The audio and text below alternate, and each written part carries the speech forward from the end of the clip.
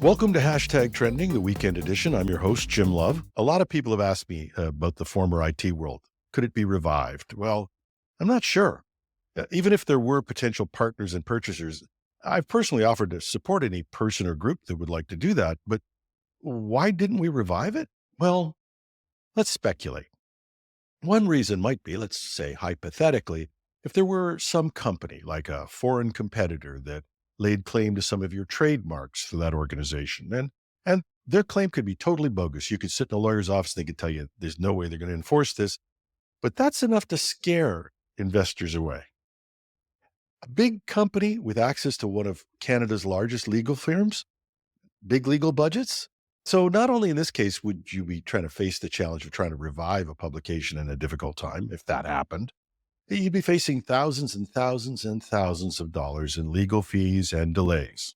And that could be enough to place a chill so that the assets couldn't be sold, the mailing list, the site. And if you kept that up long enough, the value of the assets over time just diminishes to the point where it's not worth saving. But if you were motivated purely by commercial concerns without a sense of fair play, it's a strategy that could work. This type of legal trolling is more widespread than you might think. And remember, law firms don't care if they're using their firm to bully a small company. They care if they get paid. They are amoral. Well, some of them are. Fortunately, in some cases, there are lawyers with principles, people who could probably make a lot more money being purely guns for hire, but who use their abilities for good. I think we've got a couple of those on our program today. Joanna Lee, the Linux Foundation and Cloud Native Computing Foundation's VP of Strategic Programs and Legal. Welcome, Joanna. Thank you, Jim. Good to be here. And Sean Ambwani, the co-founder of Unified Patents. Welcome, Sean. Hey, thanks for allowing us to talk today. We're very excited. We'll start with you, Joanna. Tell us a little bit about yourself and how you got to where you are today. So I am a recovering lawyer. I've practiced law for a couple of decades and been working in open source and open standards and all things open collaboration for more than a decade. And I love, love, love open source. So now that I'm at the Linux Foundation and Cloud Native Computing Foundation, I oversee a number of strategic and legal programs for both foundations. And Sean, tell us a little bit about yourself. I picked up you're known as the anti-troll. I like that, but also a good music fan too. We'll talk about that other time. But tell us a little bit about your business life. I actually, got a law degree, but I didn't really practice in a law firm. I ended up doing startups, so technology startups in the video space mostly. And I did a couple of those. A couple were successful, a couple not, and ended up actually through a weird way in patent licensing. And then ended up co-founding Unified after that to really stop what we consider was invalid assertions that were happening in the space. So I talked a little bit about this, but my intro is sort of related. I have a tremendous empathy for people who are trying to work in the open source space and find themselves being attacked or victimized, I guess you could call it that. I don't consider this to be a victimless crime. All kinds of companies use trademarks and patents, and that's a good thing. But this whole idea of trolls or what are called non-practicing entities, can you guys tell me a little bit more about what this is and what the threat of it is? Yeah, absolutely happy to. So patent trolls or non-practicing entities, these are companies who don't sell products, don't sell services, don't develop innovation. Their sole business purpose is to buy up patents and then threaten companies with litigation to extract settlement payments. That is their sole purpose of existing. So these are companies that really prey off of innovation without contributing to society. There's been a lot of increase in that primarily because the cost of litigation is so high. And as communities such as open source communities have become more successful, what's ended up happening is that they find it an easy way to sue many companies at the same time to extract settlements. And that's a business model. Right. And just to be clear, patent trolls chase any broadly adopted technology, whether it's proprietary or open source. But as the open source becomes increasingly ubiquitous and cloud native, open source in particular, which is why CNCF is joining during the fight in a very active way now, it does become a more attractive target because this is very much a numbers game. Patent trolls want to sue as many companies as possible. So the more broadly adopted and successful a technology is, the more companies they have to go after and shake down for money. So how do they get these patents? I thought the patent industry was supposed to prove that you were the author of this or you had some intellectual property rights. Yeah, so there's a lot of background to this. The short version of it is that as patents have always been relatively easy to get, the goal of patents has been to be transparent. So people publish in exchange for getting a monopoly on that idea. But as things have moved along and they've made it easier and easier to get patents, or the cost of obtaining a patent is pretty low, the amount of quality checking of what they're getting has gone down as well. The exchange was okay for companies that are getting the patents because it's a numbers game a lot of the time, especially in tech. Just how many patents are you getting? And keeping it easy and low cost was a good way of helping everyone in the system make money. But what ended up happening is there's a lot of low quality patents that have come out of the system then that didn't get checked by anyone as to its validity. Yeah, and just So they just so how go right patent ahead. trolls often get patents is as they buy them. So a company may be, say, it'd be a startup that's going out of business and it sells its patents. And there's a new patent troll or a company that's no longer going to continue operating a particular division. So it no longer needs those patents. And sometimes selling them to patent troll is a way to monetize them. And then I didn't ask you this earlier, but how do they find their victims? It's pretty scary, actually, sometimes how they find it. They just kind of go online and go down the list and do searches for technologies that they think might be relevant. And then they just collate a list and send complaints out. And so you're part of the open source community and you're working hard. We know the people who do this work incredibly hard. Many of them work full-time jobs and then they'll be taking care of or contributing to this. So they work really hard and they get a notice when people are going after them. Well, patent trolls are typically targeting companies, adopters, and vendors of open source technologies and products that incorporate open source technologies rather than the developers, fortunately. And that's because patent trolls are wanting to make money. So it just makes more money to sue a company than an individual developer, which is both fortunate and unfortunate. So they're going after companies. We are concerned that if this trend continues and it's unchecked, it could eventually impact adoption. There are companies in our ecosystem and CNCF who are concerned about this. Fortunately, this is not a new problem in the sense that we have successfully dealt with this before in other communities.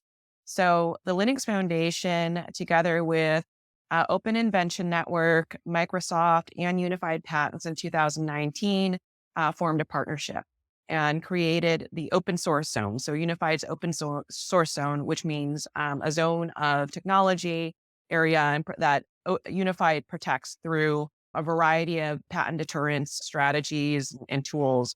And that has been very successful. Unified has invalidated quite a number of patents owned by patent trolls and over time has deterred patent trolls from targeting, for example, the Linux kernel and several other foundational open source technologies. Because cloud native open source is becoming very ubiquitous, it's naturally attracting attention of trolls. And that's why DNCF has also joined this partnership. We're expanding this partnership because we want to achieve for cloud native the same success that we've achieved in other open source ecosystems. And that's for patent trolls to conclude, hey, it's just not worth going after cloud native open source because the community has banded together and found strength in numbers and they're united. So they're just too hard to shake down. So you've got over 1,300 companies in this, the members of the Linux Foundation and CNCF. So there are so many companies join the Linux Foundation, CNCF, and they pay membership dues, which helps us fund all the programs that directly support our open source communities. There's not any additional fees being paid to access the NPE deterrence benefits. So we partnered with Unified. CNCF and the Linux Foundation are both very proud to be sponsors of Unified patent deterrence programs for the open source zone. And So Unified is going to be providing CNCF and Linux Foundation members directly with access to a number of advantages and benefits to help deter NPEs. And that includes NPE risk analysis, regular updates on NPE campaigns, and a suite of other benefits that will depend on the membership tier. But that is just the beginning. So in order to really effectively deter patent trolls from the space, we are going to need both companies and developers to join the fight, participate in unified programs. We are also going to need to raise funds to finance the expanded deterrence efforts that we're going to need to meet the increase in patent troll activity in the space. I just want to mention for developers as well, there's a call to action. One of the things we love about Unified and why the Linux Foundation and CNCF are so proud to partner with them is they have a uniquely community-oriented approach to deterring patent trolls.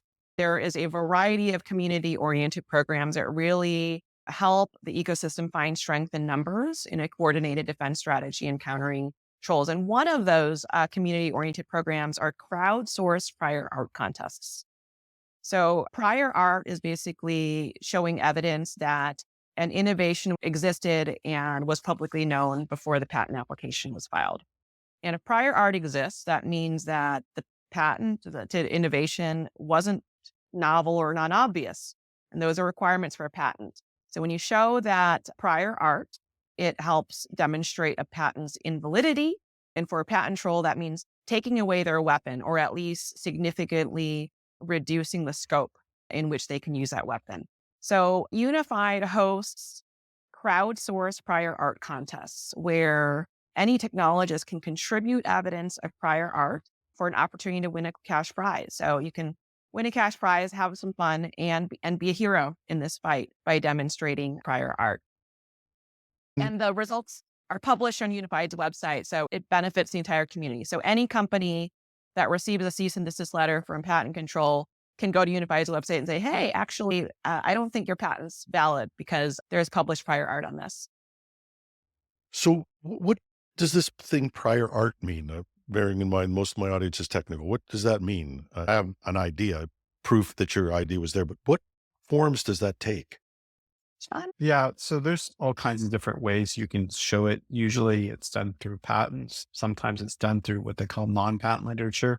For example, manuals or submissions to a standards body or other things that are public or that the members of that technical area would have understood to be existing or had access to. So it's simply in evidence, public evidence that you didn't invent this. That's what prior art basically fundamentally comes down to is you did not invent this. Someone else did it before you. Therefore, you cannot get a patent on it since you were not the first to invent it. Because remember, that's really what you're looking for when you're looking for kind of an invention that promises exclusivity, which is what you get from a patent.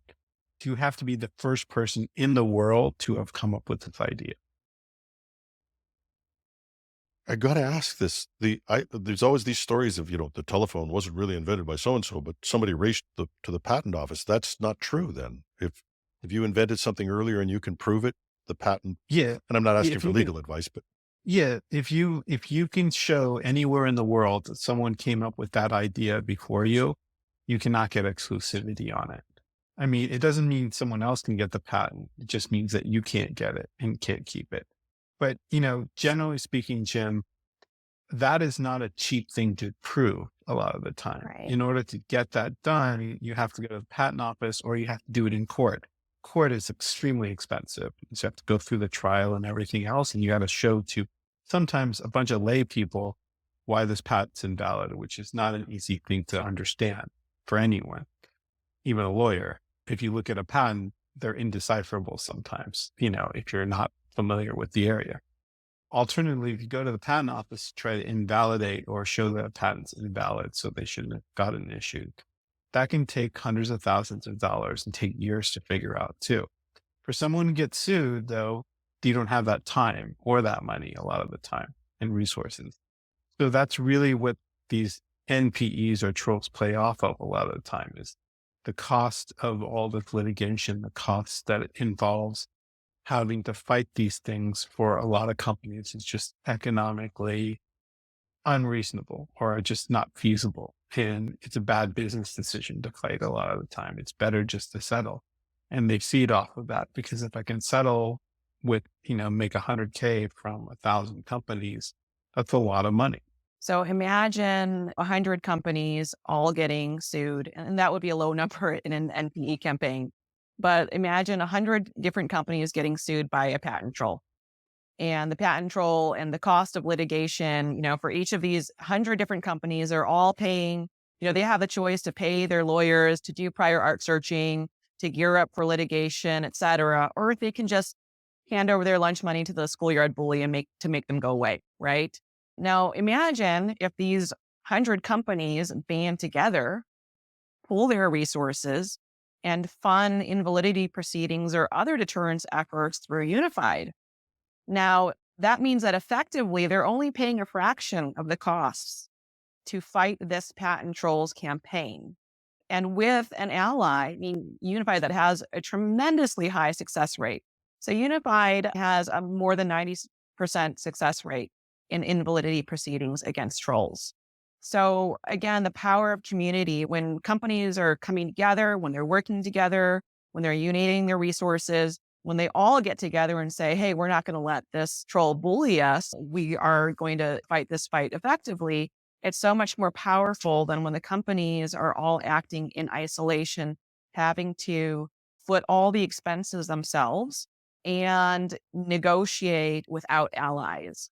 It makes them much more likely and vulnerable to just paying the troll some exorbitant settlement fee, which is still less costly than litigation, just to make them go away.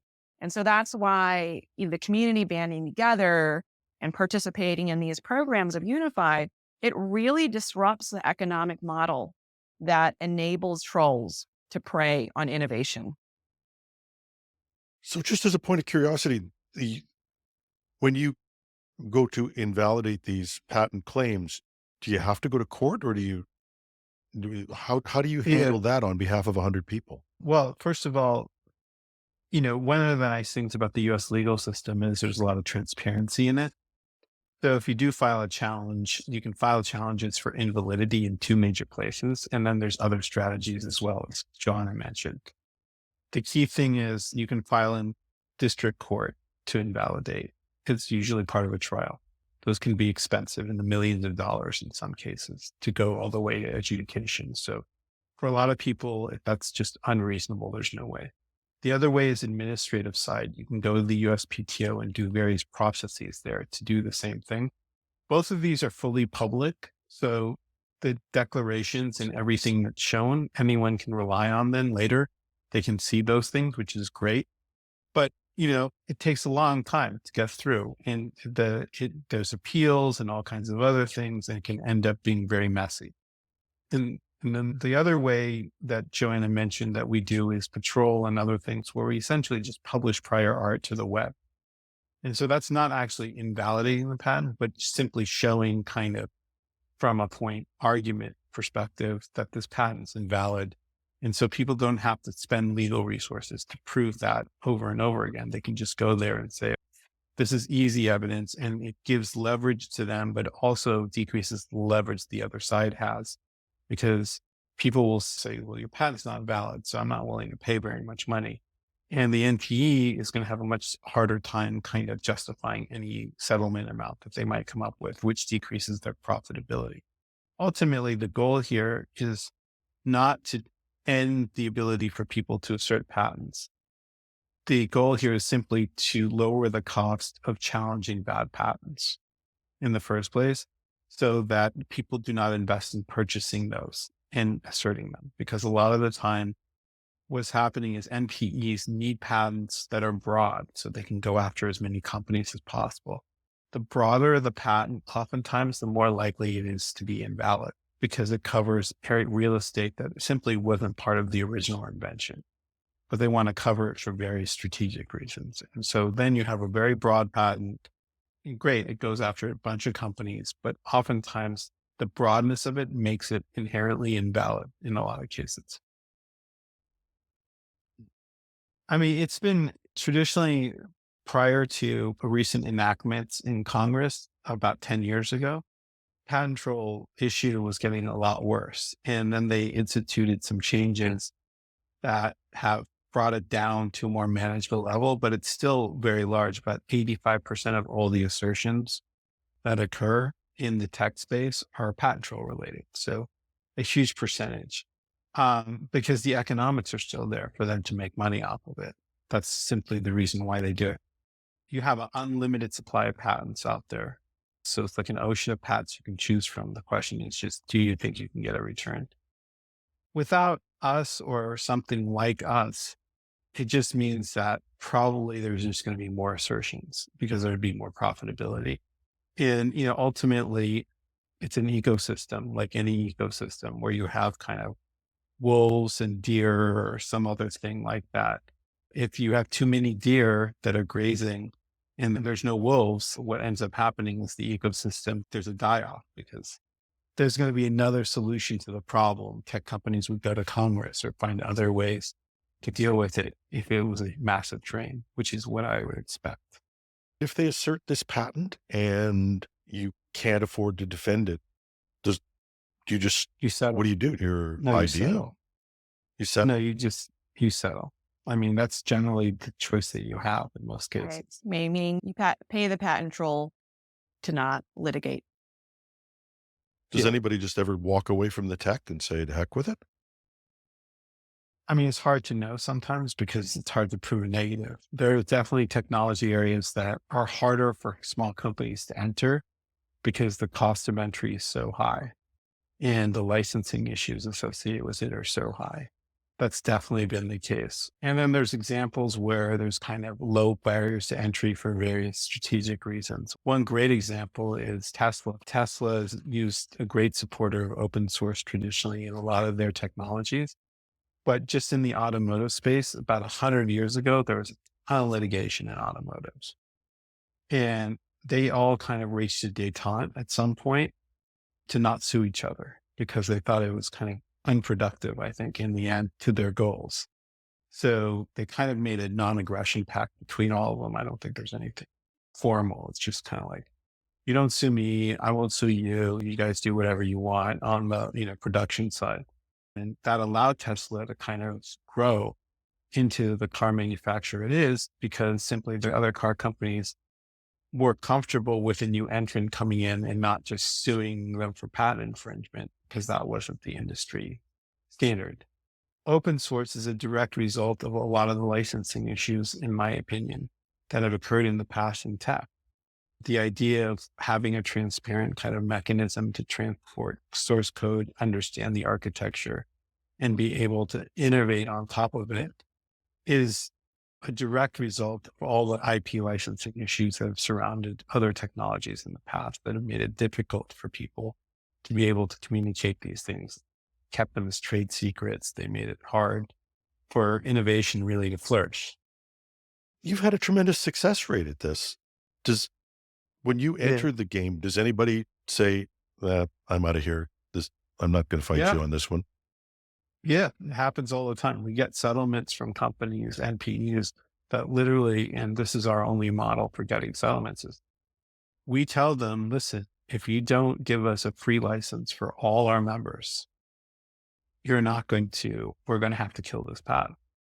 And if they give us a free license, then we don't file or we don't challenge their patents. They know it's invalid. There's Ambwani's rule. Ambwani's rule is the more this is my law. The more the more companies and NPE sues at the same time, the more it knows its patent isn't good. Because it's suing based on the idea that it needs to create litigation and costs to basically get settlements. And it's suing a lot of companies because it knows it's not going to get a lot of money from each one of those companies. So it has to get volume. The more it sues, the more companies it sues, the more it knows its patent is usually crap. So where does this partnership go? If you're successful at bringing this together, what do you see happening? We would love to rally the open source developer community to contribute more to prior art. We'd also love to get more companies to join the fight, participate meaningfully in unified patents programs, and consider sponsoring unified patents. So in order to meet the rise in NPE activity targeting cloud native, we are going to have to raise additional funds to fund those deterrence efforts. Companies often find that participating in unified programs is actually more cost effective than just fighting the fight alone, because they are benefiting from UP deterrence activities that enhance their own. And they're part of a support network. They have access to tools and strategies and information that arm them in their negotiations and their own deterrence efforts, NPEs. What we hope to achieve is that patent trolls decide cloud native open source is just not the area to target, and they go away. Okay. And so to the worldwide hashtag trending audience out there, if somebody really wants to come in and support this, what should they do? Join the Linux Foundation? How should they tackle this? Contribute prior art to our crowdsourced open source, our crowdsourced prior art searches. Join the Linux Foundation or CNCF. You will get access to some benefits, some deterrence benefits just through that membership. Also consider joining Unified Patents directly. There are membership fees that are very well worth it. It's actually free for startups, right, Sean? So joining That's true. Yeah, Unified. So for startups, it's free to join Unified, participate meaningfully in Unified programs, and help raise awareness, both within your own companies, within the ecosystem. Encourage other developers and companies to join the fight, because we are stronger together. If we find strength in a united defense strategy, it's going to be far more effective than individual companies acting alone in isolation, which makes them much easier prey for patent trolls. So if you want to be a member, contribute, or whatever, we will post links on our show notes for anybody out there. And if you want those, check this out at technewsday.ca or .com. Take your pick. The show notes will have the links where you can join up and take a positive stance towards increasing innovation and the wonder of open source. I'd like to thank you, Joanna and Sean. This has been fascinating. Something I didn't know a lot about till you contacted me and went, wow, this is a big deal. Thank you for doing this. Like I said, I think people could make career choices that might make them a heck of a lot more money. And some people go into some things that are just for the good of us all. And we appreciate it. Thanks, Jim. And thanks for having Thanks, us Jim. here. The listeners and viewers of this podcast also have an opportunity to join the fight and also be heroes in any of the ways we mentioned earlier. And that's our show for this week. I'd like to thank our guests, Joanna Lee, the Cloud Native Computing Foundation, and the Linux Foundation's VP of Strategic Programs and Legal, and Sean Ambwani, patent troll opposer par excellence, and the author of Ambwani's Law. Thank you both. Thank you, Jim. That's our show. We'll see you next week.